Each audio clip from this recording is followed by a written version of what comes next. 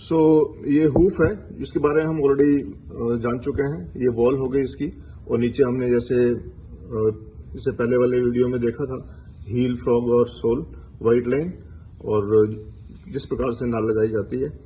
सो ये जो पूरा हूफ है, इसके जो अंदर का एरिया होता है उसको बोलते हैं हूफ कैप्सूल। तो हूफ कैप्सूल में क्या क्या चीजें होती हैं उसके बारे में आज हम थोड़ा जानने की कोशिश करेंगे।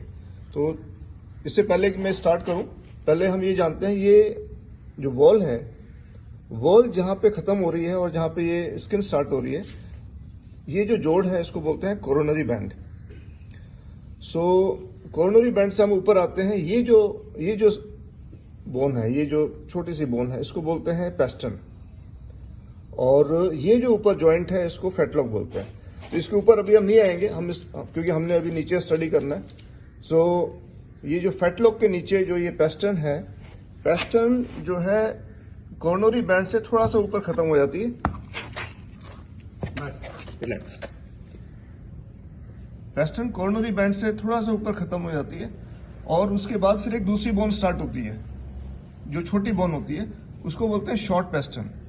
और शॉर्ट पेस्टन के आगे तकरीबन यहां पे एक और छोटी सी बोन होती है ट्रायंगुलर शेप में, उसको बोलते हैं कॉफिन बोन। और जो शॉर्ट पेस्टन है और कॉफिन बोन है, उसके पीछे के साइड में, यानी कि इधर बैक साइड में एक छोटी सी बोन होती है, उसको बोलते हैं नेविकुलर बोन। ये जो तीनों बोन्स हैं, ये एक दूसरे में जुड़ी होती है with the help of strong network of tendons and ligaments. ये टेंडन्स लिगामेंट्स काफी स्ट्रॉन्ग होते हैं और बिल्कुल इन तीनों बोन्स को अपनी जगह पे जकड़ के रखते हैं। अच्छा, अभी जो ये बोन स्ट्रक्चर है, बोन और वॉल के बीच में क्या होता है? बोन और वॉल के बीच में एक सॉफ्ट टिश्यू होता है, लेकिन वो काफी स्ट्रॉन्ग टिश्यू होता है, उसको बोलते हैं लेमिना। और ये तो हो गया वॉल और उसके बीच में।